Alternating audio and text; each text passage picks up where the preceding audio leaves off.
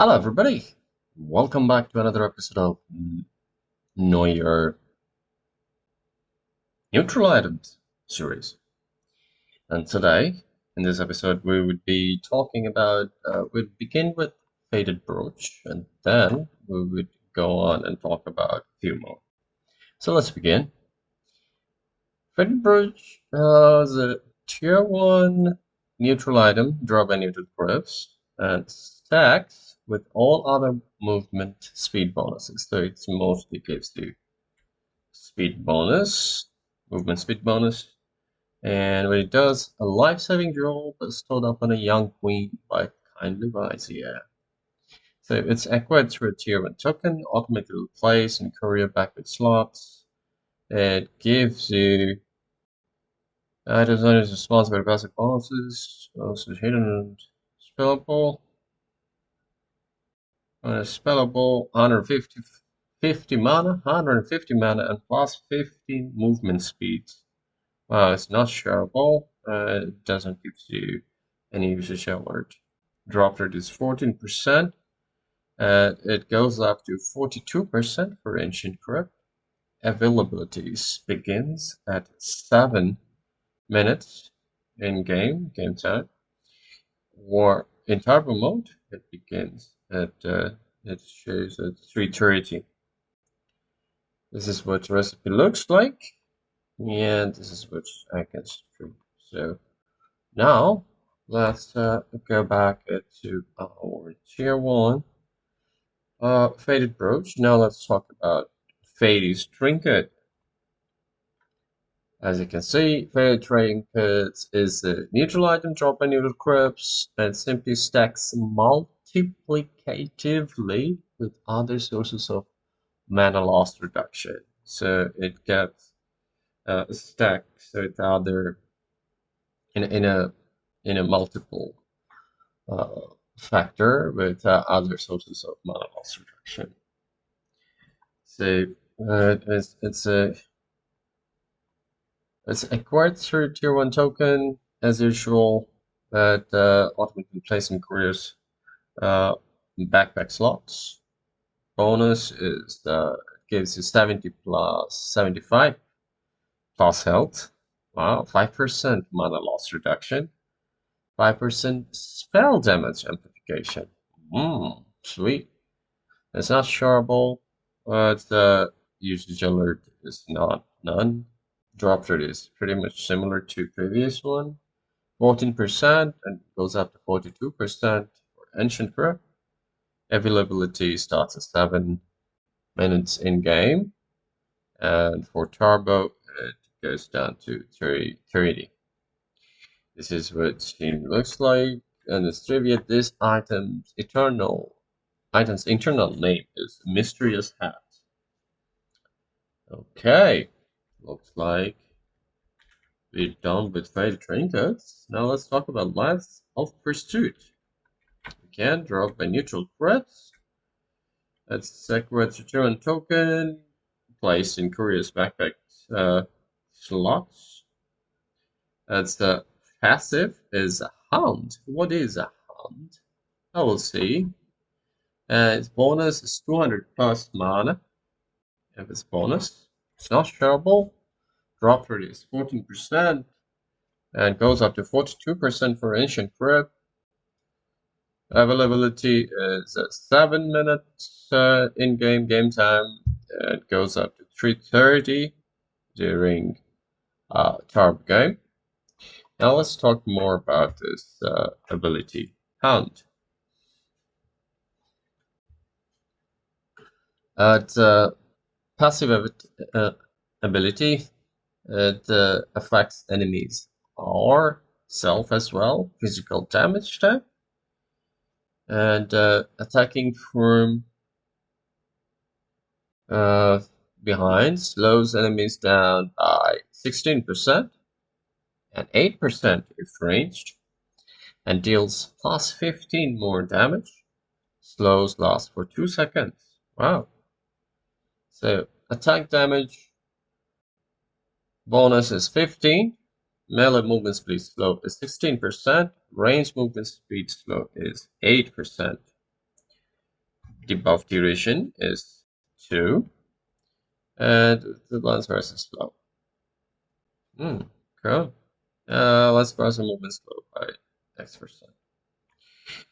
The bonus attack damage is considered as conditional attack damage bonus, although the attack damage bonus values are not displayed in HUD, it is still considered and directly added to the wielder's attack damage.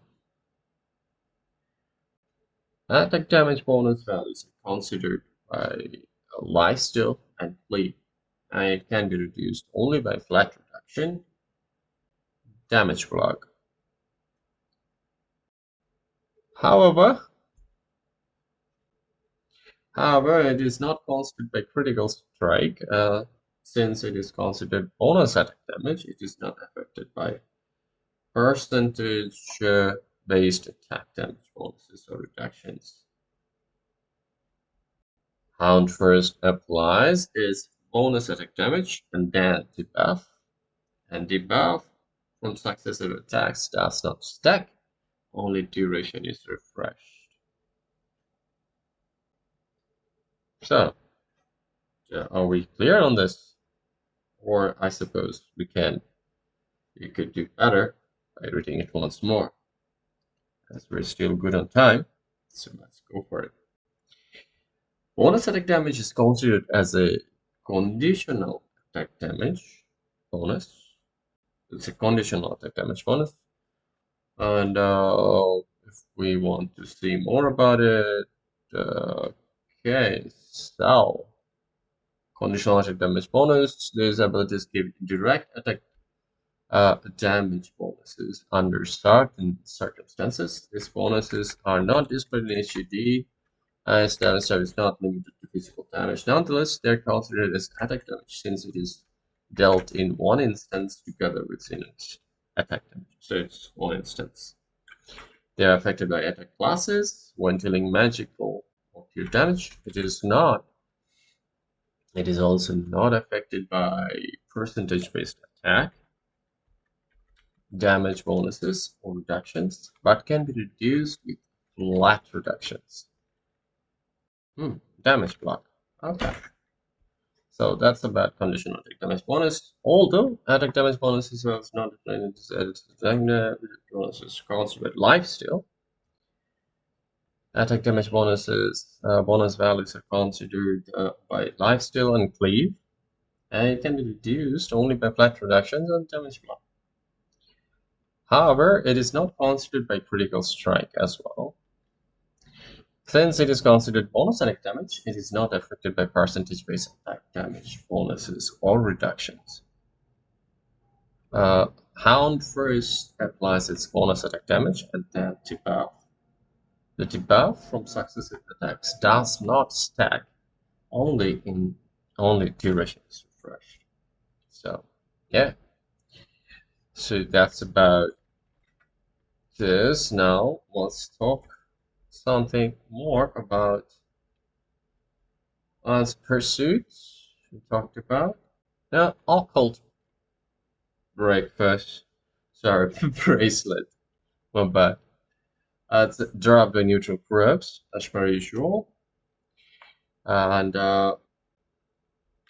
additional information. Let's look into it. That's items attribute grant.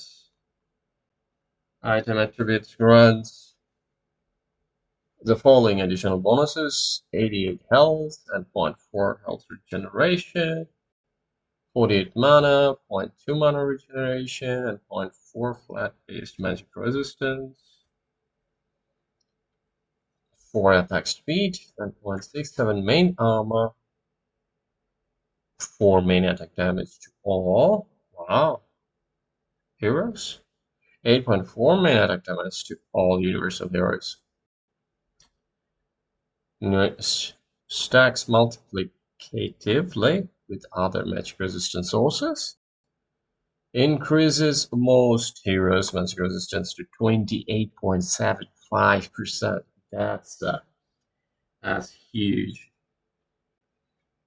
With the magic resistance bonus from the source, every 10 points of intelligence further increases total magic resistance by 0.9%. Yeah. So, a lot of things. Let's look into this card form. So it's acquired through tier 1 token, placed in Courier's backpack slot. It's passive. It's Rites of Alosha. We'll see what that is momentarily. Bonus is +4 strength, +4 agility, and +4 intelligence, as it said here. +4 may attack damage to all heroes, and +5% magic resistance. It's not shareable. It does not give any usage alert. Drop rate is 14%, and it goes up to 42% for Ancient Crypt. Availability same. Game time 7 minutes and 3:30 for Charter time. Now, looking into this ability, we can see it's a passive ability, affects stealth, and each time wearer is attacked, they gain a stack of 0.4 mana regen up to 5 stacks. It lasts for 5 seconds. Wow. Maximum 5 stacks, and the maximum mana bonus per stack is 0.4 division to 5 seconds. No cooldown, and no mana is required. Now, Rites of Alosha can give at most 2 mana regeneration bonus with max stack, and its duration, it can regenerate up to a total of 10 mana. Each stack places near hidden modifier buff on its wielder. This means their duration are independent from each other. The number of stacks can be seen on the status buff icon. So that's it, fellas. That was all from today. Or do you think we could read one more time this section, as this would be our okay. Rites of Alosha can give at most 2 mana regeneration bonuses with max stacks and its duration. It can regenerate up to a total of 10 mana. Each stack places a new hidden modifier buff on its wielder. This means their durations are independent from each other. Number of stacks can be seen on status buff icon.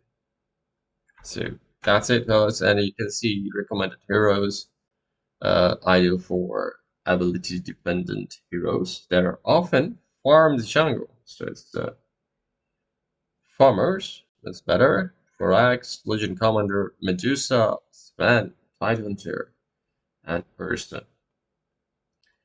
So that's it, fellas. That was all from today. In our next episode, we'll be talking about more from this. I mean, we're done with the occult bracelet. We'll be talking about Pickle, Royal Jelly, Safety Bubble, and States of Serenity. Let's see, hopefully. And we'll move on to tier 2, hopefully, very soon. So, until then, take care, be good to yourself and everybody around you, both in game and out game. And last but not least, good game, everybody. Good game.